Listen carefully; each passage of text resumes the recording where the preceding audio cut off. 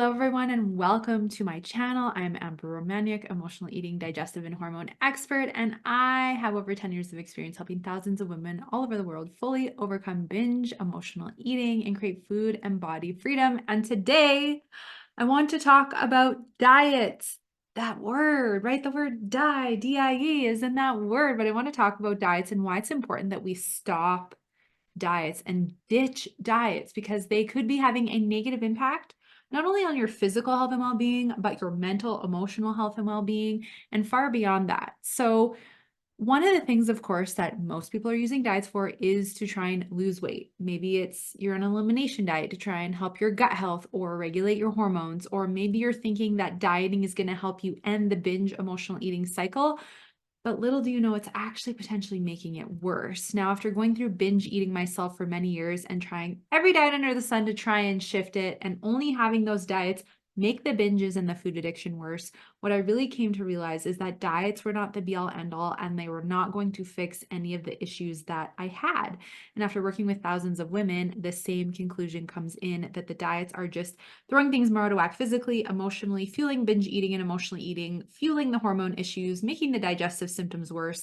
And we don't want to do that anymore. So let's have this conversation around why it's important to ditch the diet. So diets can contribute to metabolism issues. I see so many women skipping breakfast, skipping meals, and their metabolism is very suppressed. And one of the key ways that you'll know that your metabolism is suppressed is when you don't get a hunger signal. You don't feel hungry, especially first thing in the morning. If you're awaking and you're not hungry within an hour of waking, this is a sign that your thyroid, which is a huge part of your metabolism, may not be functioning properly, and that you may have suppressed your metabolism via waiting too long to eat and via restrictive diets. Also, if we wait too long to eat between meals, this will have a negative impact on metabolism as well. I also see hormone imbalances skyrocket the more that we do diets. And one of the biggest imbalances that I see is cortisol, which is the stress hormone, and it goes through the roof.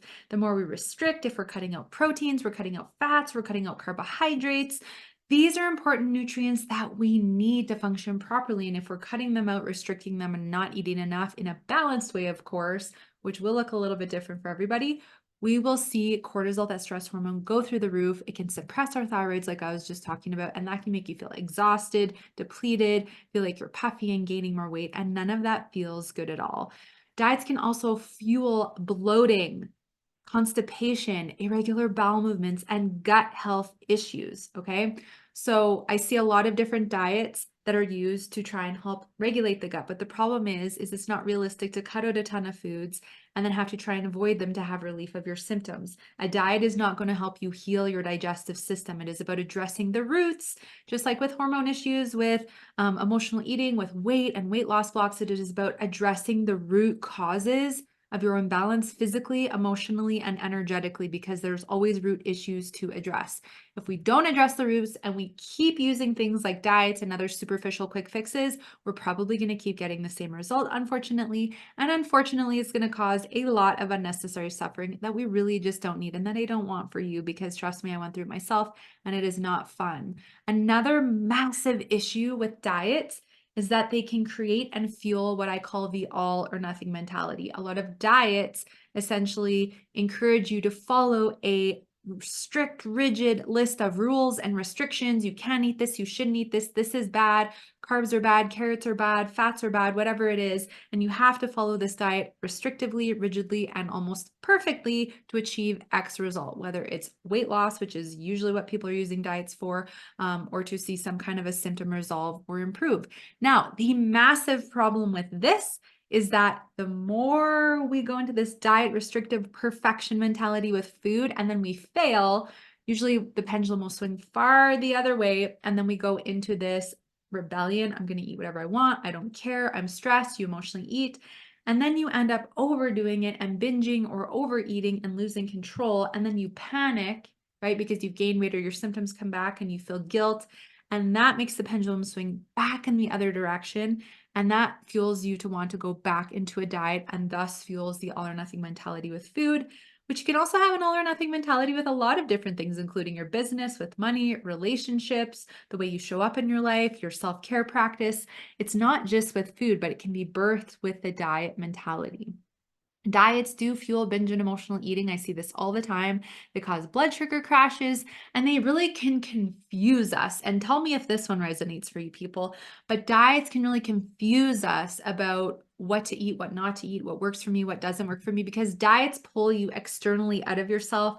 It's hard to become in tune and aware of your body and to learn how to listen to your body and what your body needs for nourishment. If you're constantly reading this and trying this and doing this and just searching for all the answers outside of you. Now, you may not necessarily know. I never used to know what to eat, but as I started my healing journey and really started to learn how to listen to my body, this is where I really started to discover what my body needed for food. And that took some time. So be patient with yourself if you don't know that yet. But there's so much confusion. 90% of what you read on Google is false or isn't going to be accurate or aligned for you. And then you're just in this state of overwhelm. What do I eat? What do I not eat? I don't know what to do. And that can cause us to shut down. And when we're in that shutdown state, we just feel overwhelmed. And then we just think, well, I'll just try another diet or I'll try another meal plan. But it doesn't actually resolve the current health issues, symptoms, struggles with your relationship with food, weight, body image issues, whatever it is that you're really wanting to overcome and gain freedom from. Now, the last thing that I really dislike about diets is that they will create and fuel a lot of food confusion, food rules, food fears. For example, a couple of the diets that I see that fuel a lot of food fears are things like keto and low carb. And all of a sudden, people do these diets. Maybe they have some quick results, but then they gain all the weight back and now they're terrified to eat things like a bell pepper, a carrot, an apple, which are beautiful whole food carbohydrates. And we need these for good hormone health, adrenal health, right? These are really important. And I'll get into this in future videos. But if we're afraid of whole foods, there is a lot of mindset work to do to heal that and overcome those food fears.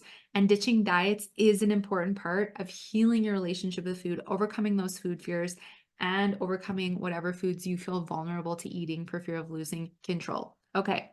It's overwhelming, I know, but now we're going to get to those tips, those things that you can start to do or try to start to take your focus away from diets and actually into a more holistic, mindful, way to navigate your body and with food. So first off, leave me a comment below.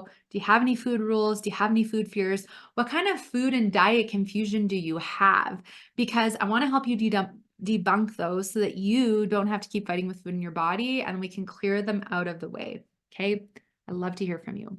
So let's talk about these 3 key things to try instead of diets to build a better relationship with food, a better, healthier digestive system, to reduce inflammation, help regulate your hormones, lower your cravings.